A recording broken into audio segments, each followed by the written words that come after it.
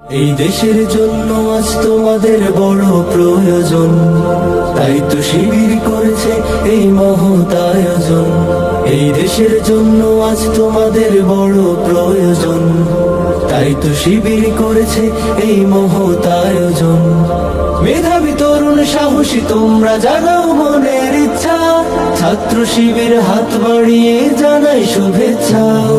মেধাবী তরুণ সাহসী তোমরা জাগাও মনের ইচ্ছা, ছাত্র শিবির হাত বাড়িয়ে জানাই শুভেচ্ছা।